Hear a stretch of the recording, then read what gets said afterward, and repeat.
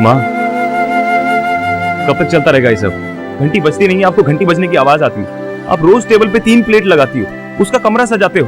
माँ, 3 साल बाद भी माँ लोग आपको पागल कहने लगे। और अगर ऐसे ही चलता रहा ना तो मैं एक दिन सच में पागल हो जाऊंगा। मुझे लगता है यामिनी वापस आएगी। 3 साल, पूरे 3 साल हो गए हैं माँ। Please please.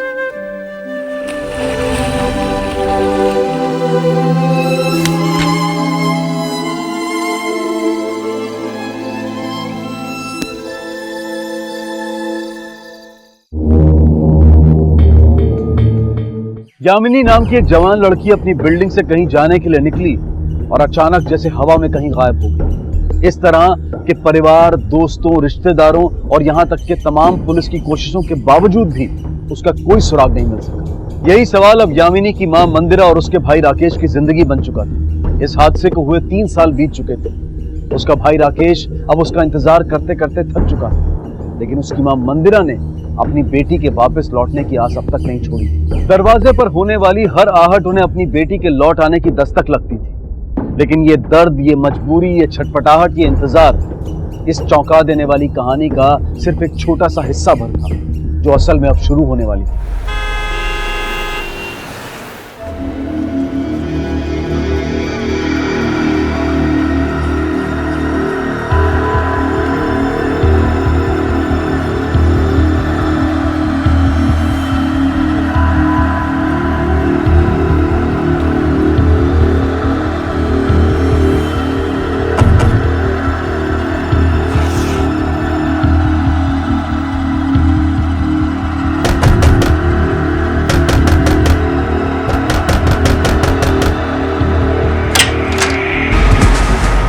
यामिनी, अरे यामिनी, यामिनी, क्या हुआ? यामिनी, यामिनी, यामिनी, मेरी बच्ची को क्या हो गया? बहन, माँ, अंदर अंदर किसी उसको। यामिनी, मेरी बच्ची को क्या हो गया? यामिनी,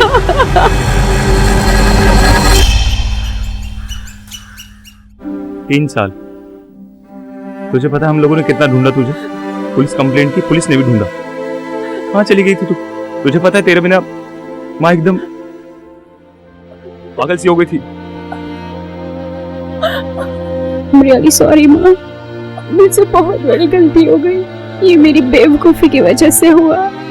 मैं चली गई थी एक लड़के के साथ, प्यार करती थी उससे, शादी भी की, लेकिन माँ वो वैसा बिल्कुल भी नहीं था जैसे माँ मैंने सोचा था। मैंने बहुत कोशिश किया अपनी शादी को बचाने की, उसे सुधारने की। कोई कब तक मार खा सकता है माँ? मैं उसे वापस आ गई। तू एक बार फोन तो कर सकती थी, एक तो भाग कर शादी। चुप कर, ऐसा मत बोल। जो हो गया उसे भूल जा। मुझसे पूछ कि 3 साल का इतना लंबा इंतजार कैसे काटा है?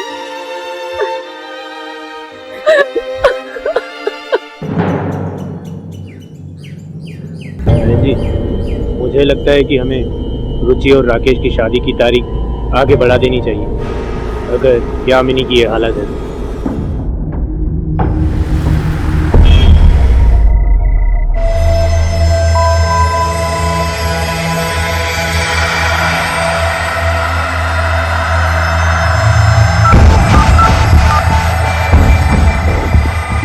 Hello hello police.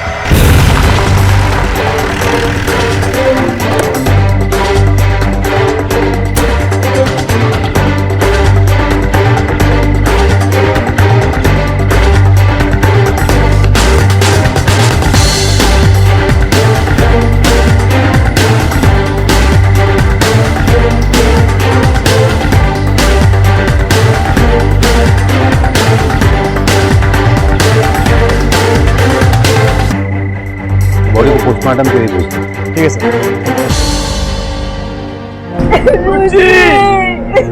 बेटा उठना, बेटा क्या हो गया? बेटा कुछ बोल, क्या हो गया मेरी रुचि को? रुचि पिताजी का वो न गए किसी काम से, उनसे बात हुई है, वो आते होंगे सर थोड़ी देर में। क्या हो गया बेटा? देखिए, मुझे पता है ये आप सबके लिए बहुत मुश्किल घड़ी है, लेकिन आप सबको अपने आप को संभालना होगा। इस तरीके के मामले में अक्सर जांच में देरी मुजरिम को बचने का मौका देती है, लेकिन मुझे यकीन है कि हमारी तरह आप भी नहीं चाहेंगे कि ऐसा हो। कुछ दिनों से बहुत परेशान थी। हाँ, इसी परेशानी की वजह से राकेश के साथ झगड़ा हुआ था उसका। उस दिन बहुत रोई थी घर लौट कर वो। हाँ सर, हमारा झगड़ा हुआ था, लेकिन बहुत मामूली था। तुम मेरी फोन कॉल अटेंड नहीं कर रही हो, तो मैं 2 दिन से फोन कर रहा हूँ। तुम्हें कुछ प्रॉब्लम है तो प्लीज मुझे बताओ। राकेश, ऐसा कुछ भी नहीं है और प्लीज मुझे कुछ टाइम के लिए अकेला छोड़ दो। अब समझे, अब तुम्हें मुझसे प्यार ही नहीं। राकेश, तुम ये क्या उल्टा सीधा बोलते चले जा रहे हो? हाँ, तुम मुझे इग्नोर कर रही हो, तुम्हें पता है। सब बाद में सॉर्ट आउट भी हो गया था। हम दोनों एक दूसरे से बहुत प्यार करते थे। अब एक आखिरी सवाल, रुचि की आखिरी खबर क्या थी आपके पास? या आखिरी बार किसने कब कहाँ देखा है? रुचि और मैं कोचिंग क्लास के लिए मिलने वाले थे। मैं उसका वेट कर रही थी पर वो आई नहीं। लेकिन उस रोज तो वो सही वक्त पर ही घर से निकली थी सर। किसके साथ उसकी इतनी गहरी दुश्मनी होगी? कोई है जिसके साथ? नहीं सर। हाँ, मेरी सोसाइटी के कुछ लड़के, उनका झगड़ा हुआ था रुचि के साथ, मुझे तंग करते थे। चलो कोई आया मेरे पीछे आओ, एक्सक्यूज मी। हेलो आज जवाब ही नहीं आ रहा। हेलो, अरे सुनो तो, अरे इधर देख लो। सुनो, कुछ नहीं हुआ, मेरा हैप्पी बर्थडे विश करो। Happy birthday. नहीं रोके नहीं, अरे क्या हाथ लगाओ से। हाथ लगाओ। आप केरी लड़की देख के हाथ लगा रहे हो? हाँ? हाथ लगाओ से। हाथ उठा दिया। छेड़ के दिखाओ। किसको कर रही है? छेड़ के दिखाओ से। यामिनी के सोसाइटी के लड़कों ने ही तो। सर, हमारा तो फुटबॉल मैच था चैम्बूर में, जवाहर मैदान में। सर, हम में से कोई नहीं था वहाँ पे, किसी से पूछ सकते हैं सर। मैं बताता हूँ आपको, हमारा बहुत पहले झगड़ा हुआ था उनसे, लेकिन वो तो तभी खत्म हो गया था।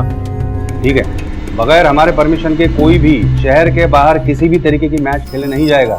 समझ लगा है? हवलदार, जागे होने में।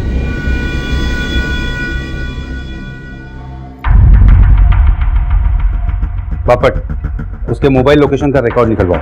किसको भेजो उस जगह जहां पर वो यामिनी से आखिरी बार मिलने वाली थी।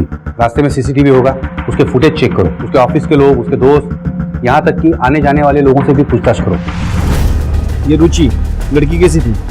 सर, लड़की तो अच्छी थी, उसके बारे में कभी गलत नहीं सुना। रोज रात को ऑफिस की कार से लेने आती थी और सुबह छोड़ जाती थी।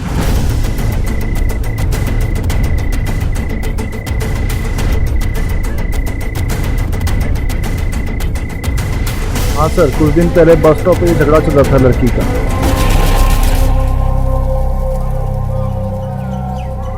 कौन था लड़का? दिखने में कैसा था? सर, देखा नहीं, पीठ घुमा के खड़ा था। यस सर, रुचि हमारे यहीं काम करती थी। अभी कुछ दिन पहले उसने रिजाइन दिया था।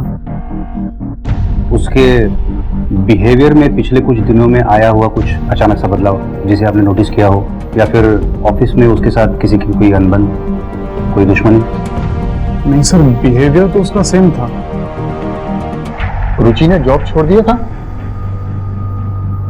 ऐसा कैसे हो सकता है? और इतने दिनों से तो ऑफिस से उसे फोन आते थे पिकअप के लिए। मला सांगा, पिछले कुछ दिनों से आपने रुचि में ऐसा कुछ बदलाव महसूस किया? थोड़ी अजीब सी बात? नहीं, ऐसा तो कुछ नहीं था। हाँ साहब, लेकिन एक चीज थी।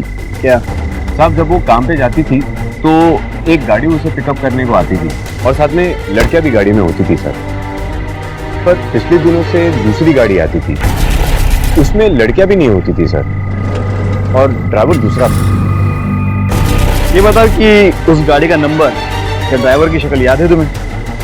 नहीं सर, वो सब याद नहीं। नहीं सर, कॉल रिकॉर्ड्स में भी कुछ नहीं मिला। कॉल सेंटर का वो ड्राइवर जो रुचि को लेने आया करता था और उसे कॉल किया करता था, और उसने तब तक ही कॉल किया जब तक कि रुचि ने रिजाइन नहीं दिया था। उसके बाद उसने कभी रुचि को कॉल ही नहीं किया। लेकिन रुचि के घर वालों का कहना है कि रुचि के गायब होने तक रोज रात उसे कॉल आया करते थे, जिसके बाद वो घर से निकल जाया करती थी। लेकिन अगर कॉल रिकॉर्ड में नाइट कॉल नहीं दिखा रहा है तो इसका सिर्फ एक ही मतलब हो सकता है कि उसके पास कोई एक और नंबर था जिस पे कॉल आया करती थी। पता करो। सर, मैंने सभी सर्विस प्रोवाइडर से कॉल रिकॉर्ड चेक करने को कहा है, लेकिन थोड़ा सा वक्त लगेगा सर। हॉस्पिटल से रुचि की डीएनए रिपोर्ट मंगवा लो। और हाँ, उससे पहले वो कोचिंग क्लास वाले बच्चों से पूछताछ करो। ठीक है सर। ये यामिनी और रुचि हमेशा एक साथ रहते थे? हाँ सर, यामिनी ने जब से यहाँ पे एडमिशन लिया है तब से रुचि और वो दोनों एकदम साथ ही रहते थे, एक ही बेंच पे बैठते थे, साथ आते थे, साथ जाते थे, एकदम वो बॉडीगार्ड की तरह उसके साथ रहती थी रुचि। सर लेकिन कुछ वीक पहले रुचि ने यामिनी को अवॉइड करना स्टार्ट कर दिया था। क्या है यामी? हाँ, पूरी क्लास में सिर्फ तुम्हें मेरी सीट मिलती है बैठने के लिए, कहीं और जाके बैठो ना। जौहर सर और यामिनी थोड़े क्लोज हो गए थे। तुम्हें पता है? बताओ। हम सबकी तरह जौहर सर को भी यामिनी पसंद नहीं थी पहले, कुछ वीक पहले से सर उसकी तरफ थोड़े काइंड हो गए। ये जोहर सर का क्लास कितने बजे रहता है? नहीं सर, ऐसी कोई बात नहीं है। यामिनी पढ़ाई को लेकर काफी सीरियस हो गई थी सर। फिर मुझे रियलाइज हुआ यामिनी के बारे में जो लोग बोलते हैं ना सर, वो ऐसी नहीं है, वो अच्छी लड़की है सर। फिर मैं अपने बिहेवियर में चेंज किया, मुझसे नॉर्मल हो गया सर, बस यही बात थी। और वो रुचि, पता नहीं साहब उसके साथ क्या हो रहा था। रुचि, रुचि मैं कुछ बोल रहा हूँ, ये चक्कर क्या है? तुमने प्रोजेक्ट भी नहीं बनाया अभी तक। रुचि मैं कुछ बोल रहा हूँ। आप नहीं समझोगे, मुझे कोई नहीं समझेगा। रुचि, अरे बताओ तो। रुचि, शायद वो राकेश के बारे में बात कर रही थी सर, उन दोनों का बहुत बड़ा झगड़ा हुआ था मेरी क्लास के बाहर। लेकिन राकेश और खुद रुचि के परिवार वालों का कहना है कि वो झगड़ा कुछ खास बड़ा झगड़ा नहीं था। सर मुझे ऐसा नहीं लगता, क्योंकि सर मेरी आंखों के सामने रुचि राकेश से रिश्ता तोड़ना चाहती थी और राकेश ने उसे धमकी दी थी, तो उसके लिए पछताना पड़ेगा। राकेश, तुम ये क्या उल्टा सीधा बोलते चले जा रहे हो? हाँ, तुम्हारी फैमिली को मैं अपनी फैमिली मानती हूँ। नो डाउट, मानना और होना इसमें बहुत फर्क होता है। बस राकेश, तुम्हें लगता है ना तुमसे प्यार नहीं करती हूँ, तुम इग्नोर कर रही हो। ओके, मैं तुमसे प्यार नहीं करती। तुमने मुझे धोखा दिया है और अब मैं तुझे बताता हूँ, इसका एहसास पूरा कराऊंगा, पछताएगी तू। सर मुझे नहीं लगता ये छोटी बात है। जौहर सर रुचि को बहुत पसंद करते थे, वो उससे बहुत नाराज भी थे रुचि और मेरी दोस्ती को लेकर। उस दिन जब मैं इंस्टीट्यूट के बाहर उसका वेट कर रही थी, पहले मुझे रिजेक्ट किया, उस राकेश के साथ शादी करने का फैसला किया, और अब उसके कैरेक्टरलेस बहन के संग उसका बॉडीगार्ड बन के घूम रही हो। बस मुझे इतना ही पता है। अभी भी आपका यही कहना है कि रुचि के साथ जो आपका झगड़ा हुआ था वो मामूली था? सर आप इसकी बात पे यकीन कर रहे हैं सर? सर इसकी गंदी नजर थी रुचि पर, उसने मुझे बताया था सर, शायद इसीलिए इसने करा। सर ये झूठ बोल रहा है सर। सर मैं रुचि की केयर करता था क्योंकि वो सच में अच्छी लड़की थी सर, और ये उसके लायक नहीं था, और ये बात शायद उसे समझ आ गई थी, इसलिए सर वो रिश्ता तोड़ना चाहती थी इससे। इसने मेरी आंखों के सामने सर उसे धमकाया और बाद में जान से मार डाला सर। लेकिन झगड़ा तो आपका भी हुआ था ना रुचि के साथ मिस्टर जौहर, यामिनी से उसकी दोस्ती को लेकर। आप तो शादी करना चाहते थे उससे। रुचि के साथ जो हादसा हुआ उसके कुछ दिन पहले आपके अपने स्टूडेंट ने रुचि को आपके क्लास से रोते हुए बाहर दौड़ते देखा। जरूरी नहीं है कि जो आप बता रहे हैं उसको हम सच मान के चले। हो सकता है आपने उसे समझाने की कोशिश की हो कि राकेश नहीं, आप उसके लायक हैं, उसको झटका लगा हो और वो आपको ना कहकर रोते हुए क्लास से बाहर भागी हो, और इसी चीज का बदला लेने के लिए आपने उसके साथ ऐसा किया हो। सर ऐसी कोई बात नहीं है। हमारे पास गवाह भी है जिसने एक आदमी को रुचि के साथ बहस करते हुए देखा है, और आपके मोबाइल लोकेशन से पता चला है कि वो आदमी शायद आप हैं, क्योंकि जिस वक्त और जिस जगह रुचि का मोबाइल ऑफ हुआ था उस वक्त उस एरिया में आप भी मौजूद थे। तूने मेरी रुचि को मारा। हमने आपको अभी तक दूध का धुला हुआ नहीं घोषित किया है। आपने रुचि के साथ हुए झगड़े में उसको धमकी दी थी, तो हो तो ये भी सकता है कि उसने आपको मना करने के बाद आपको सदमा लगा हो और उस हालत में आपने अपनी धमकी को सच कर दिखाया हो। रुचि को अपनी जान से भी ज्यादा प्यार करता था सर, और ये एक टीचर होने के बावजूद अपनी स्टूडेंट के साथ क्यों? तूने मेरी रुचि को मारा, मैं तुझे सुनने नहीं छोड़ूंगा। बस देखें सर, आप देखें ये आप लोगों के सामने सर मुझे धमकी दे रहा है, मुझ पर अटैक कर रहा है सर। सर जो आप लोगों के सामने ये सब कर सकता है, सोचिए सर अकेले में क्या नहीं कर सकता सर। किसी ने रुचि को मारा है सर, मेरा विश्वास किसी ने इसी ने रुचि को मारा है। ये पता करना हमारा काम है। इन्हें हॉस्पिटल ले जाओ और इनके डीएनए सैंपल ले लो। ले जाओ। अभी तक मिले सबूत और हालात का इशारा यही है कि खूनी या तो जौहर है या तो राकेश। मुझे लगता है कि दोनों में से किसी एक का डीएनए रिपोर्ट रुचि के बॉडी से मिले रेपिस्ट के डीएनए रिपोर्ट से मैच करनी चाहिए। सर ये रुचि मैडम की मेडिकल रिपोर्ट है। सर रुचि की बॉडी से एक नहीं बल्कि 4 लोगों के डीएनए सैंपल्स मिले हैं। इसका मतलब ये है कि उसके साथ एक ने नहीं बल्कि 4 लोगों ने बलात्कार किया है। व्हाट? कैसे? हे बघा ना।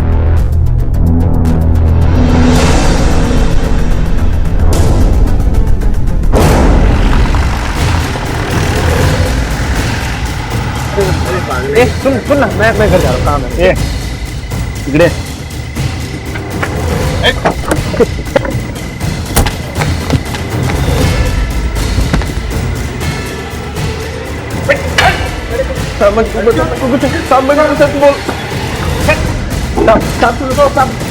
बात सुनो सर, आप कुछ नहीं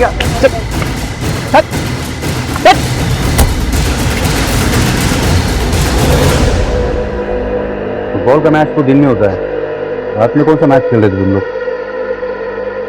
रुचि का मर्डर रात में हुआ है, कहाँ थे तुम लोग रात में? सर मैं तो घर पे रहता था, सो रहा था सर, मैं भी सो रहा था। वो तो हम पता कर लेंगे। इनका डीएनए सैंपल ले लो, और अगर इनके डीएनए सैंपल रुचि के डीएनए सैंपल से मैच करते हैं तो फिर देख लिया ना तुम लोगों ने।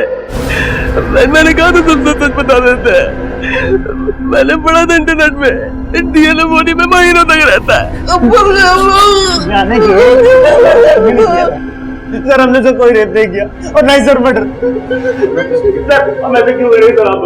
सर हमने जो किया था उसकी मर्जी के साथ किया था, और सर हमने उसके लिए पैसे भी दिए थे सर। मतलब? सर रुचि प्रोस्टिट्यूट थी सर, धंधा करती थी। मैंने अपने दोस्त से पता किया था सर, और पहले आपको इसलिए नहीं बताया था सर, हम सब डर गए थे सर, सॉरी सर। एक दिन हमने उसके साथ लिफ्ट में सेटिंग कर ली थी, और हमने उससे बोला था कि हमारे साथ कोऑपरेट कर, नहीं तो तेरे धंधे के बारे में पूरे सबको बता देंगे। वो मान गई। फिर हम उसके साथ छत पे गए, और सबने एक एक करके उसके साथ। सर वो उसके मर्डर से 2 दिन पहले की बात है सर। ले जाओ इन्हें, ब्लैकमेल का चार्ज लगा के कोर्ट के सामने पेश करो। ले जाओ। नहीं किया सर हमने। और इन दोनों मुर्गों को जुवेनाइल में डालो।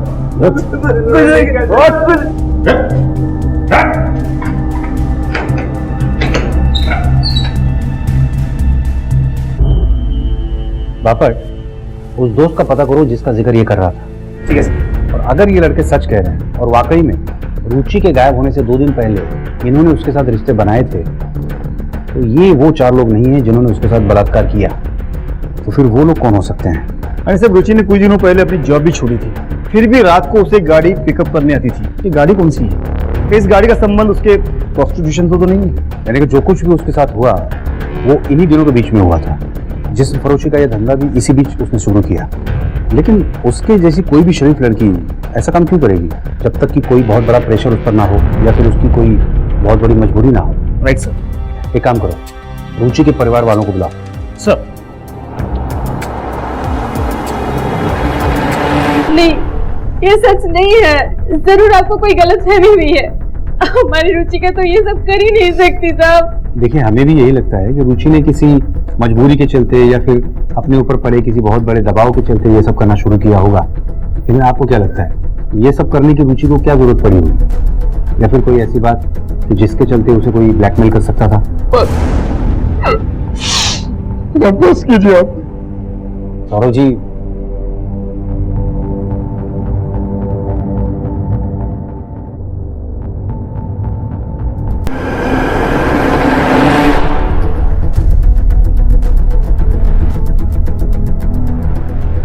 सर, राकेश ने जिस डीलर से सिम कार्ड खरीदा था उसका पता चल गया।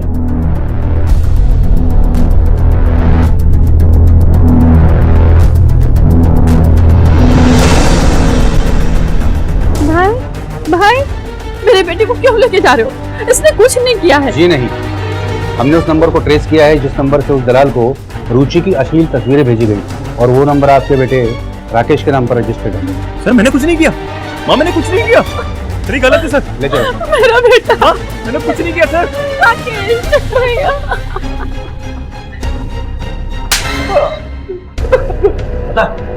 उस एजेंट को रुचि की फोटो तूने ही भेजी थी ना?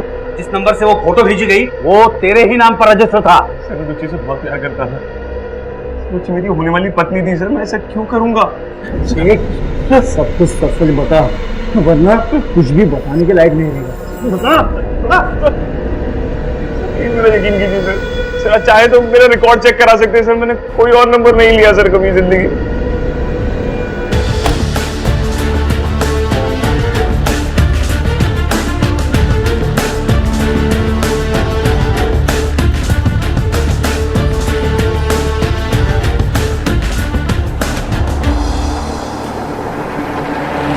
जा रहे मेरी बेटी को?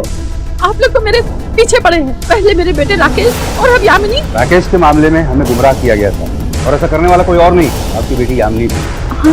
वो नंबर राकेश के नाम पर रजिस्टर जरूर था, लेकिन उसे राकेश ने नहीं, यामिनी ने इशू करवाया था।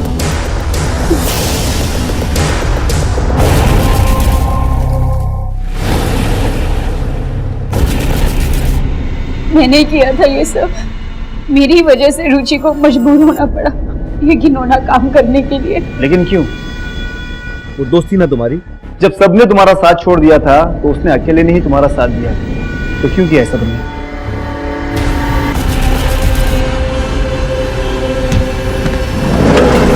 3 साल मुझसे और बर्दाश्त नहीं हो रहा था। 3 साल तक मैं वो सब झेलती रही हूँ। मेरी फोटोग्राफ्स के कारण मैं उनकी हर बात मानती थी। मैं कॉलेज के लिए रेडी तो होती थी, लेकिन मैं कॉलेज पहुंचती नहीं थी।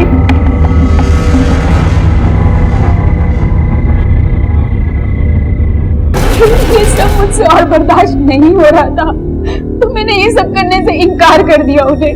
3 साल मेरी इस गलती की सजा। एक छोटे अंधेरे कमरे में मुझे बंद रखा। रोज नए नए लोग आते थे, दिन रात गुजारते थे और मैं गिड़गिड़ाती थी, मैं उनके पाँव पड़ती थी कि मुझे जाने दो। मेरी सुनने वाला कोई नहीं था वहां पर, कोई भी नहीं था। नहीं बर्दाश्त हो रहा था मुझसे। फिर एक दिन उन्होंने कहा कि वो लोग मुझे आजाद कर देंगे। जाना है तुझे? जाना जा, लेकिन तुझे तेरे बदले 2 और लड़के को भेजना होगा।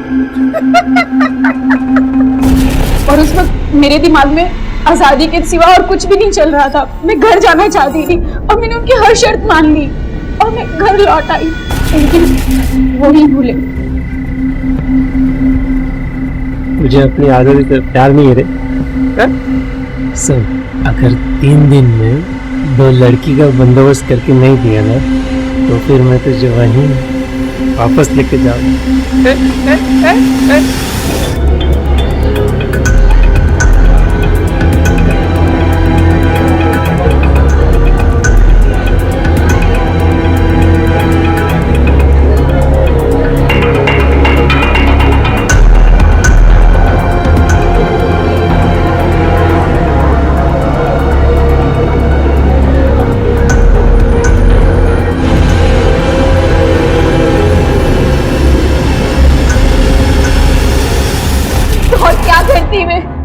मैं नहीं जाना चाहती थी वहां पर वापस।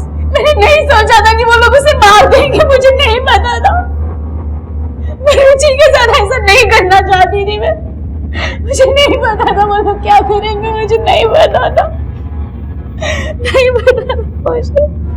चल बता, इस रात पार्टी में कौन कौन था? कौन सी पार्टी साहब?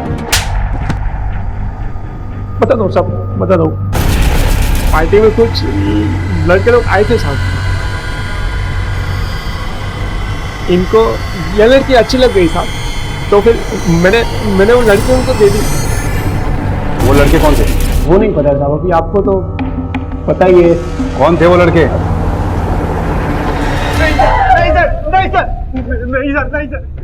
नहीं, हमसे गलती हो गई सर। उस दिन पार्टी में नशे में थे सर, हमसे मिस्टेक हो गई। पार्टी में कब ज्यादा पीली समझ में ही नहीं आया सर। हम उसे मारना नहीं चाहते थे सर, उस दिन नशा थोड़ा ज्यादा ही हो गया सर, वो पता ही नहीं चला सर वो कब मर गई सर। यामिनी ने रुचि के साथ जो किया वो बेहद गलत था।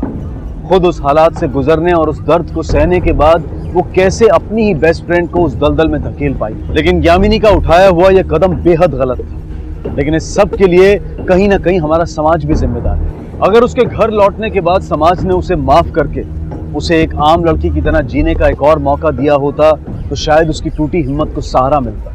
गुंडों के डर से उनकी शर्त मानने की बजाय वो पुलिस या किसी को सच्चाई बताकर उनकी मदद मांग पाते। लेकिन ऐसा नहीं हो सका और नतीजा हमारे सामने। ये कहानी हमें सीख देती है कि समाज का हिस्सा होने के नाते किसी पर उंगली उठाना नहीं, बल्कि मदद का हाथ बढ़ाना समाज की असली जिम्मेदारी होती है। अब मैं अनूप सोनी आपसे विदा लेता हूँ। फिर मुलाकात होगी अगले एपिसोड में और खुलासा करेंगे एक और जुर्म का। तब तक अपना और अपने परिवार का ख्याल रखें और देखते रहें क्राइम पेट्रोल डायल 100। सबक एक को, सीख हम सबको। जय हिंद।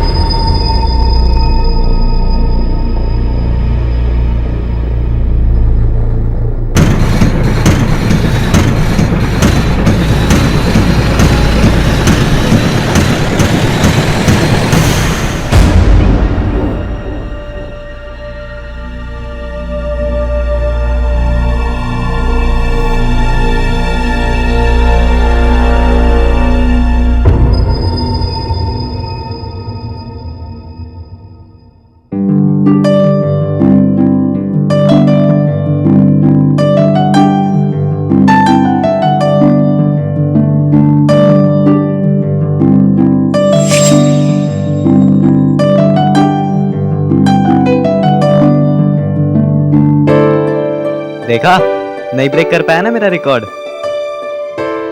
अभी भी 1 मिनट लगा तुम्हें। भैया, मैं आपका रिकॉर्ड ब्रेक करने के लिए नहीं खेल रहा था। अच्छा, चलो नीचे, मम्मी नाश्ते के लिए बुला रही है। और मैं क्या बोल रहा था कि तुमको अगली बार मैं सिखाऊंगा कि 1 मिनट के अंदर कैसे सॉल्व करते हैं, ठीक है?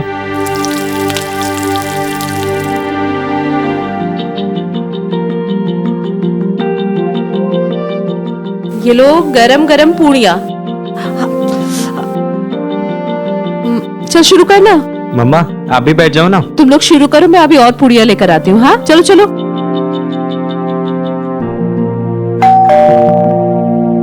मोहित, देखो तो दरवाजे पे कौन है। हाँ मम्मा। बेटा मोहित,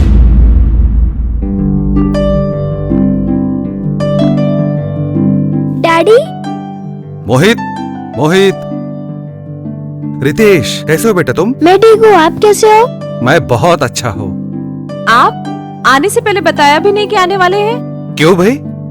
मैं अपने वाइफ को सरप्राइज नहीं दे सकता? दुबई से निकला तो सोचा कि एक बार इन्फॉर्म कर दो, फिर लगा कि इस बार अपने वाइफ को बहुत बड़ा सा सरप्राइज देता हो। कैसे लगा? पापा, मैं अपना रिजल्ट लाता हूँ। हाँ बेटा।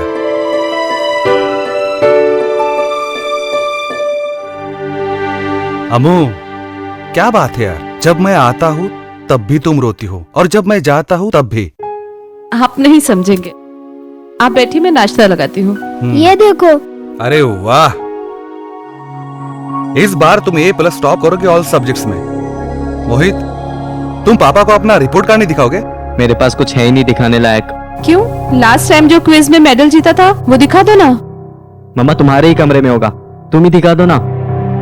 मोहित, मोहित। वेरी गुड बेटा।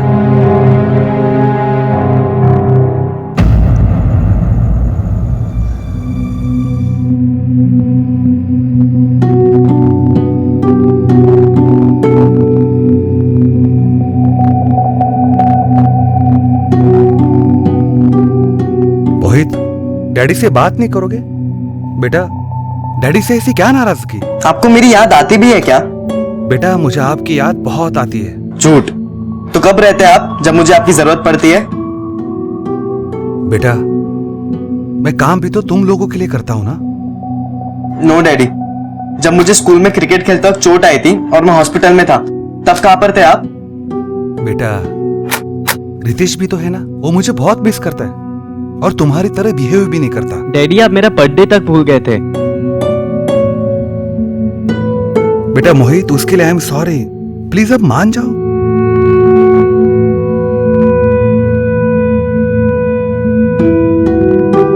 मोहित, अब तो पापा ने सॉरी भी बोल दिया, अब तो मान जाओ। चलो आप गुस्सा छोड़ो और पापा को हक करो। अरे चलो ना।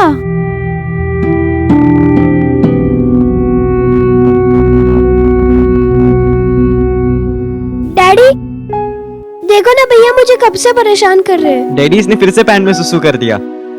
मोहित, भैया डैडी को क्यों बताया? अमू, ये मोहित क्या कह रहा है? डोंट वरी समर, होता है ऐसा। अमू, मैं फ्लाइट के लिए लेट हो रहा हूँ, मैं निकलता हूँ। चलो। सुनिए। हाँ अमू, कुछ दिन और रुक जाते तो। नेक्स्ट ट्रिप में पक्का, ठीक है? Bye bye take care. या मोहित Bye, पापा। रितेश, टेक केयर बेटा, ठीक है? चलो निकलता हूँ। पहुंच के फोन करना। हाँ करता हूँ। बाय। बाय।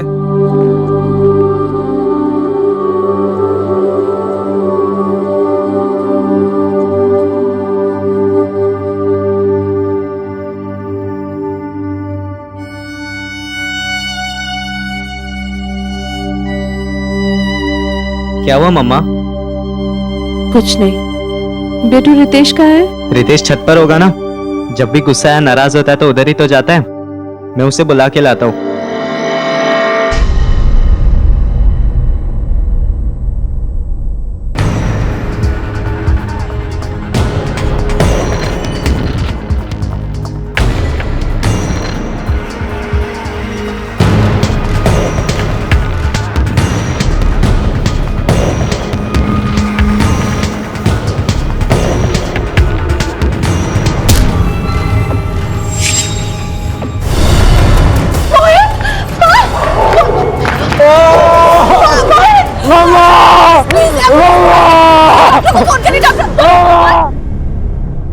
कुछ हादसे अचानक जिंदगी में दाखिल होते हैं और चौंका देते हैं, डरा देते हैं, और कुछ हादसे हमेशा के लिए जिंदगी को बदल देते हैं। क्या मोहित का गिरना महज एक हादसा था, या फिर इसके पीछे कोई ऐसी कहानी थी जिस पर से अब पर्दा हटने वाला था?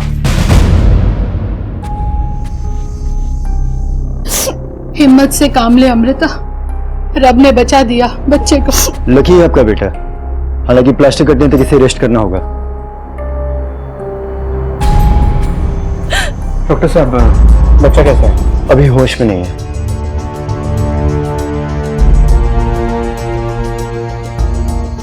हमें अस्पताल ने इन्फॉर्म किया एक्सीडेंट के बारे में। कैसे गिरा ये? मैं मिसेस कपूर के साथ नीचे बात कर रही थी, तभी मोहित ऊपर से गिरा। लेकिन ये हुआ कैसे?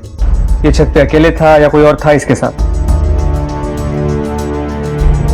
ये मेरा छोटा बेटा है, ये था उसके साथ। बेटा तुम अपने भैया के साथ छत पे थे? बोलो बेटा। जी मैं वो देखिए, ये बहुत डरा हुआ है अपने भाई के एक्सीडेंट की वजह से, बहुत डरा हुआ है। प्लीज। आपके घर में और कौन कौन है? इनके पापा हैं जो दुबई में जॉब करते हैं, और बाकी हम तीनों के अलावा इस वक्त और कोई नहीं है। बच्चे अक्सर टेरेस पे जाया करते थे। ठीक है, बच्चा होश में आ जाए तो हमें इन्फॉर्म कर देना, हमें इसका बयान लेना होगा।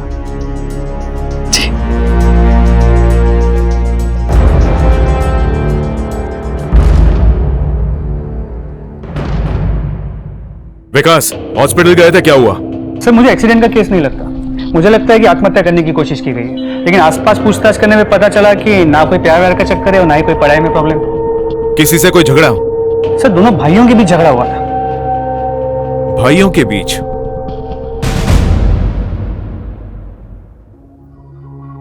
क्या देख रहे हैं? हाँ,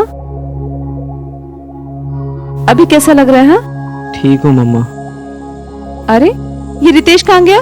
रितेश टेरेस पर गया होगा, और किधर? ठीक है ना, चल मैं उसे देख कर आती हूँ। हाँ? ओके। आवाज धीमी करना। हाँ, ये रितेश ना बार बार टेरेस पर चला जाता है। रितेश, रितेश।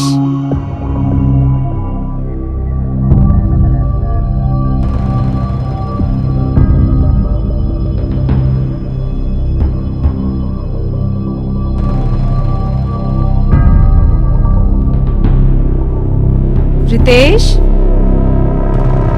कहाँ गया ये लड़का? रितेश, रितेश,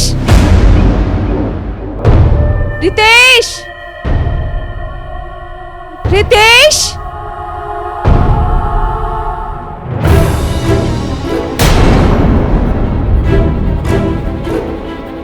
रितेश, रितेश। मम्मा, क्या हुआ मम्मा? रितेश, रितेश, कोई है? रितेश, रितेश, क्या हो रहा है? रितेश, रितेश, रितेश, आगे खोलो। क्या करो? रितेश रितेश रितेश को क्या हो गया तो लगता है कि सुसाइड किया है। विकास, लगता है मौत होके काफी टाइम हो चुका है। हो सकता है कल रात को ही। रात को? सर एक बच्चा रात को टेरेस पे क्यों आएगा? पहले बड़े बेटे का एक्सीडेंट, अब ये छोटे का सुसाइड। बात कुछ हजम नहीं हो रही है। जो हमें नजर आ रहा है वो है नहीं, और जो है वो इस वक्त हमें नजर नहीं आ रहा है।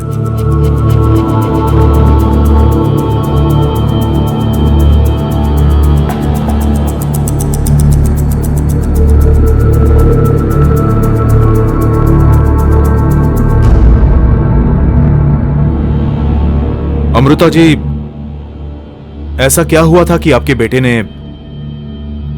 इतना सा था वो, जब नर्स ने उसे मेरी गोद में दिया और मैंने उसे सीने से लगाया था। मम्मा वो लोग आज के बारे में पूछ रहे। और आज वो मेरी गोद में चला गया। मोहित, मैं समझता हूं कि तुम्हें और तुम्हारी मम्मी को काफी सदमा पहुंचा है, लेकिन फिर भी कुछ सवाल हमें तुमसे पूछने होंगे। क्या तुम्हें अंदाजा है कि तुम्हारे भाई ने इतना बड़ा स्टेप क्यों लिया होगा? नहीं सर। वो टेरेस पर क्यों गया? सर पता नहीं, मगर वो जब भी उदास हो जाता है या उसे गुस्सा आता था, तभी वो टेरेस पे जाके अकेला बैठ जाता था।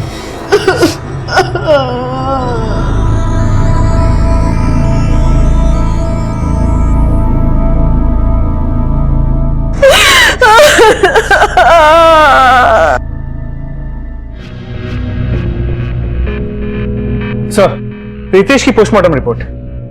सर इंपॉर्टेंट बात यह है कि रितेश ने मरने से पहले बहुत सारा कफ सिरप पिया।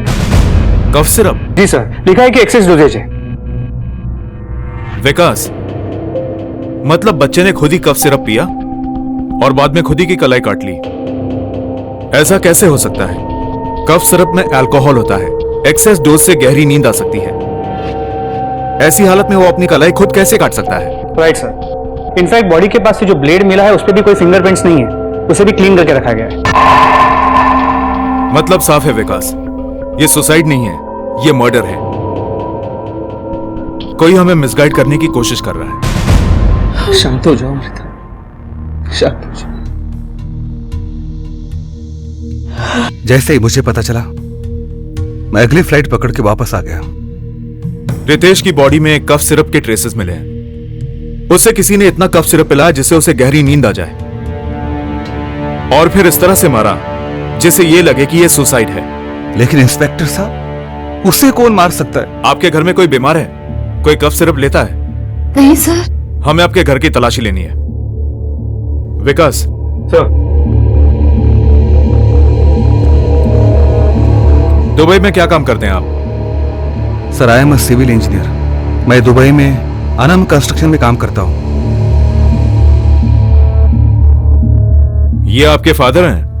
जी हाँ, तीर्थ यात्रा के लिए गए हैं। सर कुछ नहीं मिला। शायद यहाँ पर भी कुछ नहीं मिला।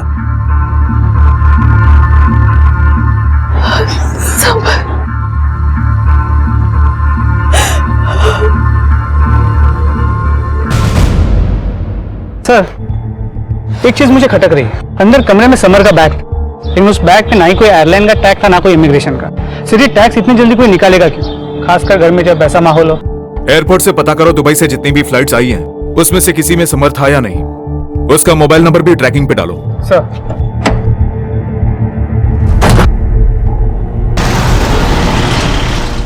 सर, मैंने एयरपोर्ट से कंफर्म किया, आज समर नाम का कोई आदमी दुबई से आया ही नहीं। समर ने जिस कंपनी का नाम बताया था, मैंने वहां भी पूछताछ की, उनके यहाँ समर नाम का कोई एम्प्लॉय है ही नहीं। सबसे बड़ी बात, उसके बाद 2 नंबर, एक नंबर दुबई का और एक इंडिया का नंबर। सर उसका इंडिया का नंबर थाने एरिया में एक्टिव था, और वो एयरपोर्ट से नहीं, थाने से टैक्सी लेकर आया था। थाने की उसी एड्रेस पे उसका टैक्सी बुक हुआ था। जरा जास्ता होशरा है समरलाल, इसके थाने के एड्रेस पे चलते हैं।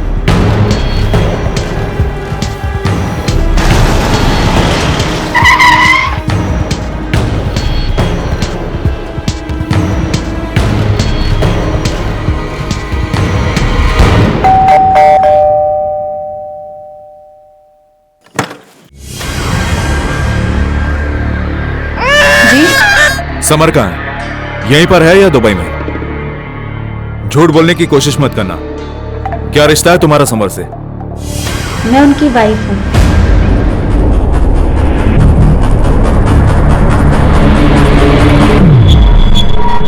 एक सुखी परिवार, 2 बच्चे।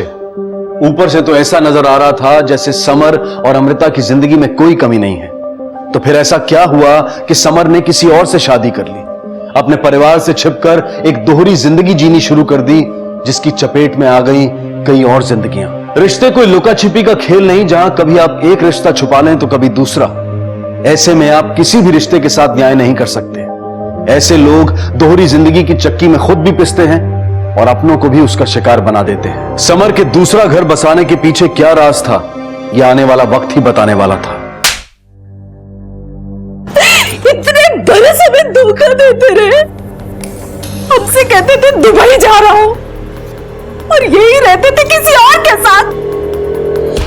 क्यों समर, क्यों किया तुमने ऐसा हमारे साथ? देखा मम्मा, इसलिए मुझे ये आदमी कभी पसंद नहीं था। ये ना तुमसे प्यार करता है और ना मुझसे प्यार करता है। विकास, पर अब टेंशन मत लो, मैं आपके साथ हूं।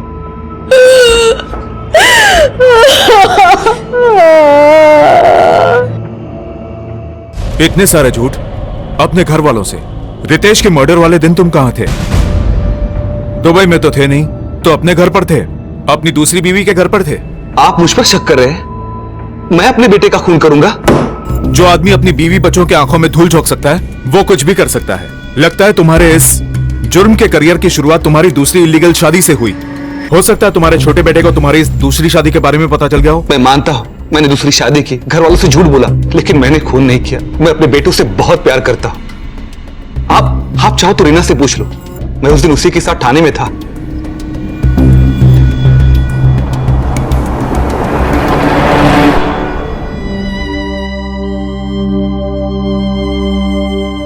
देखो मम्मा, अगर तुम नहीं खाओगी ना तो मैं भी नहीं खाऊंगा।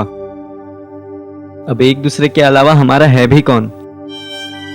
डैडी तो कभी हमारे थे ही नहीं। मम्मा, मैं आपके साथ हूं, अब से मैं आपका ध्यान रखूंगा। I love you. ओके मम्मा, अब प्लीज थोड़ा सा तो खा लो, प्लीज।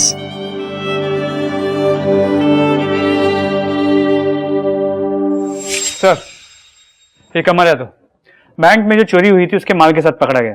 मालवाड़ी में छुपा बैठा था। इसको अंदर डालो और बैंक को इन्फॉर्म करो। सर। पीआई शिंदे बोलते हैं। जी, मैं पीआई राणे बोल रहा हूँ, आरे कॉलोनी पुलिस स्टेशन से। आरे में एक बूढ़े आदमी की लाश मिली है। बॉडी की हालत बहुत ज्यादा खराब है। बॉडी के पास से एक बैग मिला है, उसमें कुछ कपड़े हैं और एक आईडी कार्ड मिला है। एड्रेस विले पार्ले का है, इसलिए मैंने आपको फोन किया। श्यामलाल नाम के किसी सीनियर सिटीजन की मिसिंग रिपोर्ट लिखवाई है किसी ने? श्यामलाल जी। एड्रेस क्या है?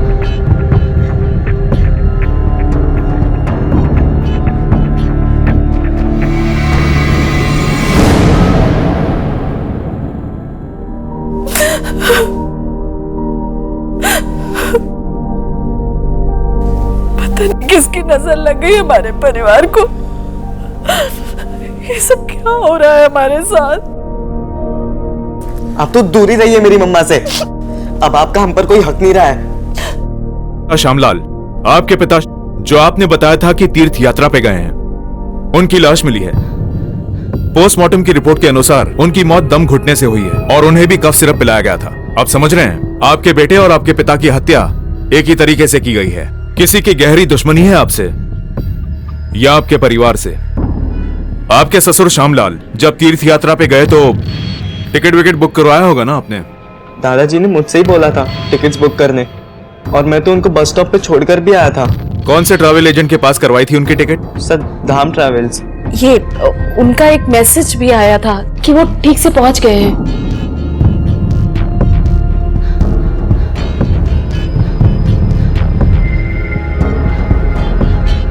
लेकिन पापा को कोई क्यों मारेगा? किसी की उनके साथ क्या दुश्मनी हो सकती है? देखिए, जिस तरह से उनकी मौत हुई है उससे तो साफ लगता है कि दुश्मनी थी। हम जल्दी पता लगा लेंगे कि किसने और किस मकसद से उनको मारा है। करते क्या थे आपके पिताजी? मेरे पिताजी 4 ब्रिक्स कंस्ट्रक्शन में काम करते थे। मेरे पिताजी मेरी तरह सिविल इंजीनियर थे, चीफ इंजीनियर के कोर्स से रिटायर हुए थे। मेरे पिताजी बहुत ईमानदार और डिसिप्लिन थे। ठीक है, आप उनकी कंपनी के डिटेल्स दे दीजिए, बॉडी बहुत जल्द आपको सौंप दी जाएगी। फिलहाल जा सकते हैं। मोहित ने जहां से टिकट बुक करवाई थी वहां पता करो कि श्यामलाल ने यह सफर शुरू भी किया था या नहीं, और उसके ऑफिस में भी पूछताछ करो। Sir,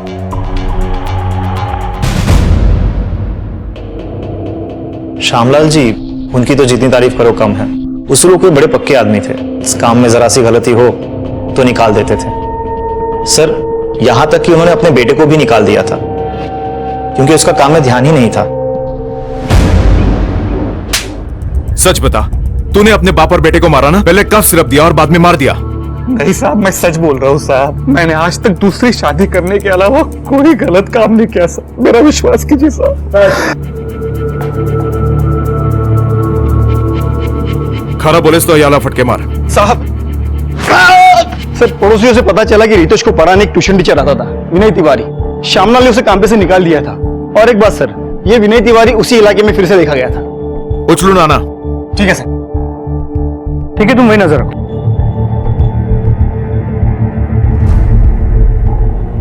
sir, tuition teacher Vinay Tiwari गायब है। विकास, श्यामलाल का उसको काम से निकाल देना और उसका इस तरह से गायब हो जाना, यह कोई इत्तेफाक नहीं हो सकता। उसका घर में आना जाना था, वो हमें कोई अहम सुराग दे सकता है। उसके आस पड़ोस में पता करो, उसके करंट और एक्स स्टूडेंट्स के पेरेंट्स से भी पूछताछ करो। एक आदमी लगाओ उसके पीछे, ढूंढ निकालो उसे। सर,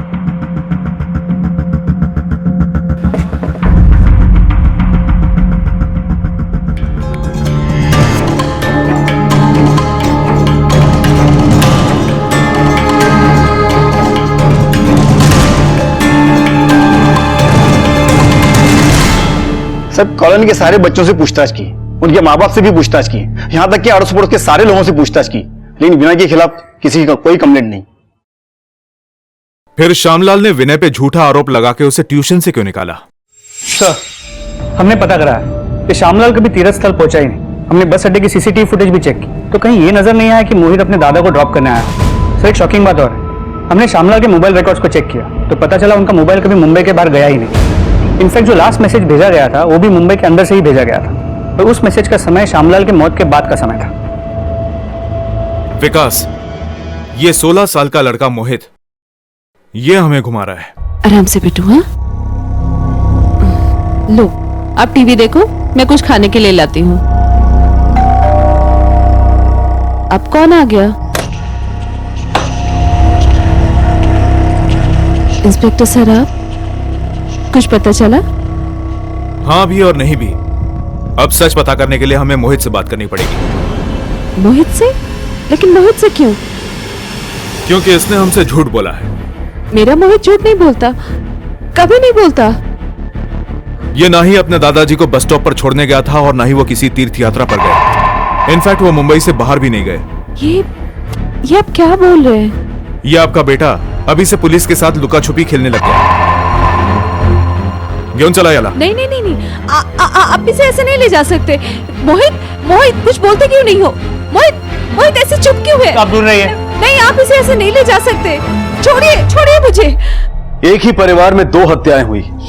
कातिल के तरीके से ऐसा लग रहा था कि कातिल शायद कोई एक ही है, और पुलिस की नजर में सस्पेक्ट था उसी परिवार का एक 16 साल का लड़का मोहित। क्या एक टीनेज बच्चे ने इतने संगीन जुर्म को अंजाम दिया था?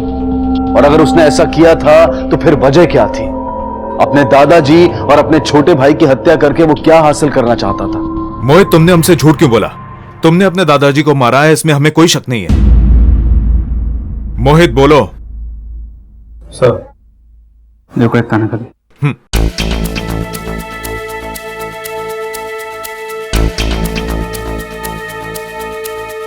मोहित, हम जानते हैं कि तुम अपनी मां से बहुत प्यार करते हो, है ना? अपने फादर से भी अपनी मां को प्रोटेक्ट कर रहे थे तुम। बहुत अच्छे बेटे हो तुम, लेकिन तुमने जो किया उसकी सजा किसे मिलेगी तुम जानते हो? तुम्हारी मम्मा को। अगर तुम्हारे हाथों कोई जुर्म हुआ है तो तुम्हारी मां तो अकेली पड़ जाएगी ना। अपनी मां को भी दुखी देखना चाहते हो? नहीं सर, पर मैंने जो कुछ भी किया है अपनी मम्मी को बचाने के लिए ही किया है। बचाने के लिए? किससे? डरो मत मोहित, हम तुम्हारे साथ हैं। जो कुछ भी कहना चाहते हो खुल के कहो, किसी से घबराने की जरूरत नहीं। मम्मा के साथ। क्या हुआ मम्मा के साथ? मोहित डरो मत, बताओ क्या हुआ मम्मा के साथ? सर मम्मा बहुत दुखी रहने लगी थी।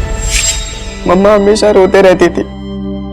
सर मैंने मम्मा से कई बार पूछा कि क्या हुआ, लेकिन मम्मा कभी नहीं बताई। फिर एक रात मैंने मम्मा के कमरे से आवाज सुनी। मैं अपने कमरे से बाहर निकला तो मैंने देखा कि दादाजी मम्मा के कमरे से बाहर निकल रहे थे। दादाजी बहुत गुस्से में थे सर।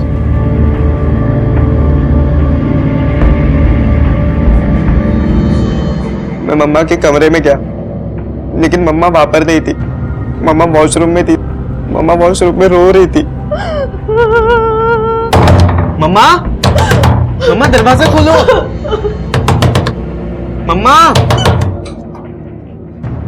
मम्मा, मम्मा को क्या हुआ? मम्मा, मम्मा बैठो। मम्मा बैठो आप।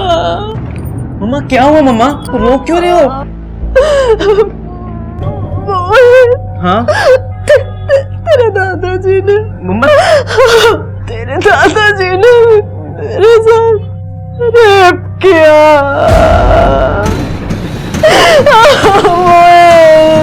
मेरे बच्चा।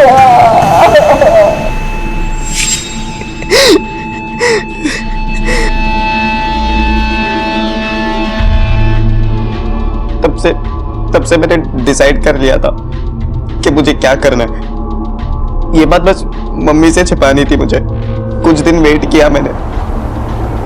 उसके बाद दादाजी के काढ़े में कफ सिरप मिला दिया।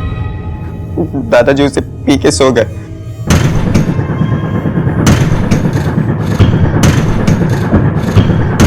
उसी रात में दादाजी की बॉडी घसीट कर लेकर जा रहा था, लेकिन मुझे रितेश ने देख लिया।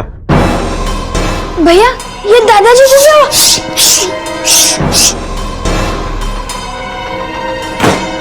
रितेश, रितेश तुमने कुछ भी नहीं देखा। कुछ एकदम चुप, किसी को तुम कुछ भी नहीं कहोगे। सब कुछ भूल जाओ। तुम कमरे में जाके सो जाओ। मम्मी कुछ पूछे तो बोला कि तुम सो ही रहते। कुछ बोलो मत। तुम जाओ सो जाओ। मुझे कार चलानी आती थी, इसलिए मैंने दादाजी की बॉडी पास के ही जंगल में डंप कर दी और उनका सारा सामान भी वहीं पर रख दिया। तुमने रितेश को डराया, उसे चुप रहने को कहा, इसलिए उसने तुम्हें छत से धक्का दे दिया? या फिर किसी को सच पता चलने के डर से तुमने सुसाइड करने की कोशिश की? नहीं सर, उस दिन जो भी हुआ था वो एक्सीडेंट था। सर मैं रितेश को छत पर मनाने गया था। रितेश चल नीचे, मम्मी बुला रही है। रितेश क्या हुआ है तुझे? तू ऐसे क्यों बिहेव कर रहा है? और अगर तूने मेरी बात नहीं मानी ना तो मैं यहाँ से नीचे कूद जाऊंगा। मैं अपनी जान दे दूंगा रितेश, मैं पहले ही बोल रहा हूँ। रितेश, रितेश मेरी।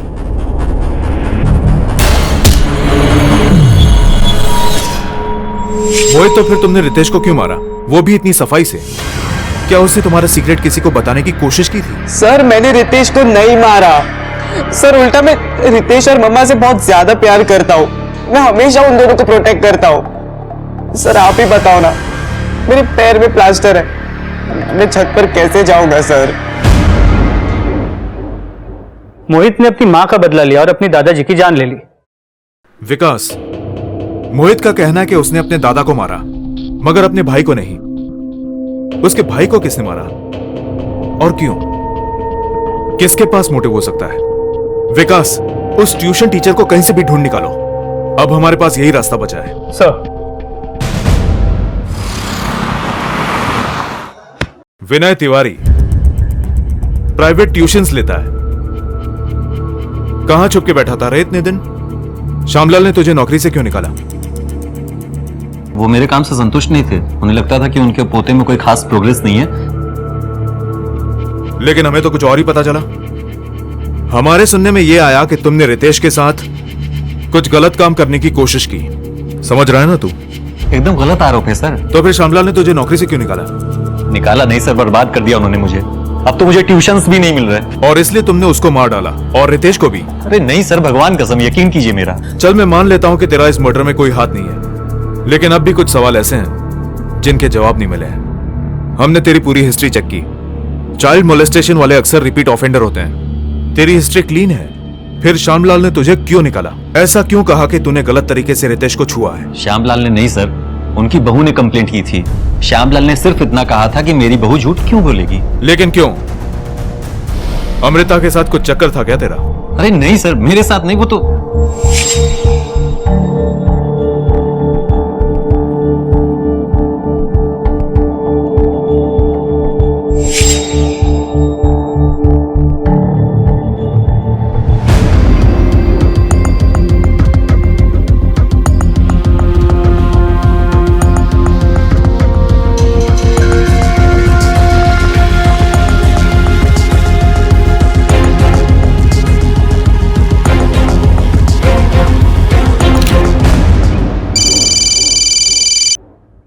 हाँ राणे। सर विनय राणे बोलते हैं। उन दोनों की फोटो भी मेरे पास है, मैं आपको सेंड करता हूँ। गुड। एक काम करो, आसपास के सभी मेडिकल शॉप्स में जाओ, वो फोटो दिखाओ और पता करो कि कहीं यही आदमी तो नहीं जिसने कफ सिरप खरीदा था। ठीक है सर।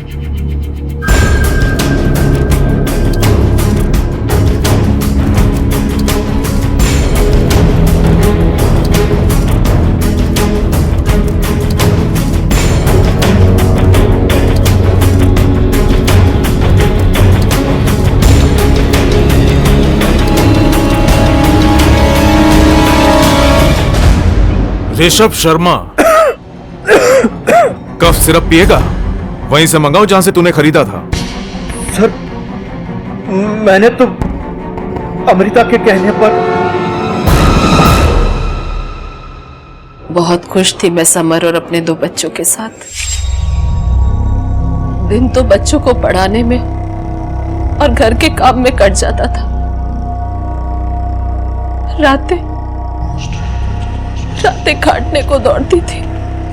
बहुत अकेलापन महसूस करने लगी मैं। फिर एक दिन मेरी ऋषभ से मुलाकात हुई। वो समर के डैडी के ऑफिस में काम करता था। उसकी नजरें कहती थी जैसे वो मुझे पसंद करता है। पहले तो मैंने इग्नोर किया, फिर उसका इस तरह से देखना मुझे अच्छा लगने लगा। हम अक्सर मिलने लगे, पर एक दिन डैडी ने हमें साथ देख लिया।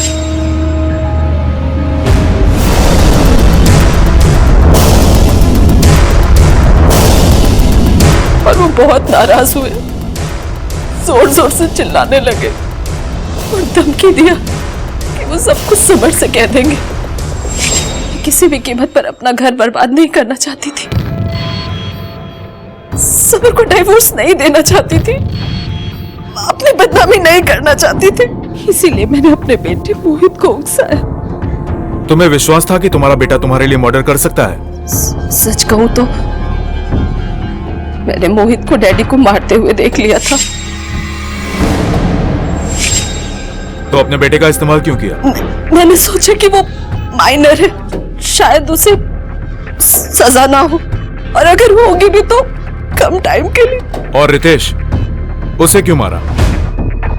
मैं रितेश को नहीं मारना चाहती थी, पर मेरे पास और कोई रास्ता ही नहीं बचा। रितेश ने मुझे और ऋषभ को साथ में देख लिया था।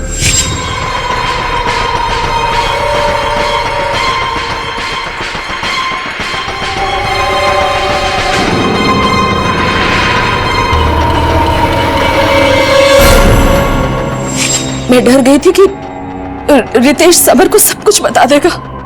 हेलो डैडी, मुझे आपको कुछ बताना है। Hello daddy.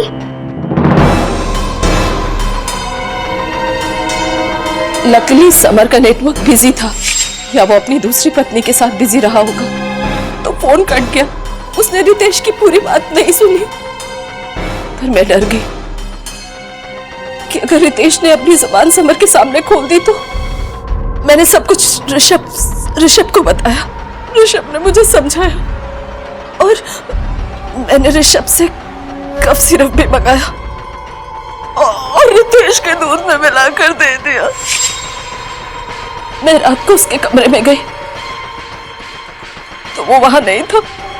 मैं समझ गई कि वो टेरेस पे गया होगा, और वहां जाकर देखा तो मेरा बच्चा सो रहा था।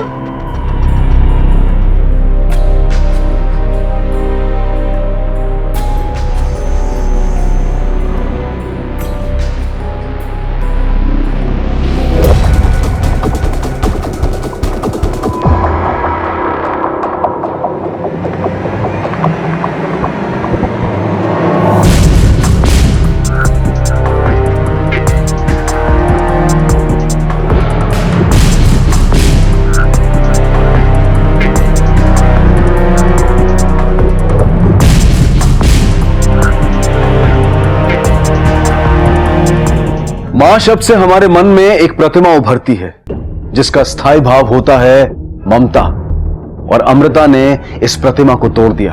अपनी इच्छाओं के तूफान में बहती चली गई अमृता, और उसने निष्ठुरता की उस चरम सीमा को छू लिया और अपने ही बेटे की निर्मम हत्या कर दी। अगर अमृता अपने दिल को काबू में रखती, खुदगर्जी की राह पर चलने से पहले अगर वो अपने बच्चों के बारे में सोचती, तो शायद ये कहानी इस मोड़ तक आती ही नहीं। एक जुर्म ने कई जिंदगियां बर्बाद कर दी। श्यामलाल और रितेश की तो जान गई, और अमृता और मोहित को जो जिंदगी मिली वो मौत से बदतर थी। याद रखें, जुर्म का रास्ता कभी सुकून नहीं देता, बल्कि हर सांस उसमें एक बेचैनी पैदा करती है।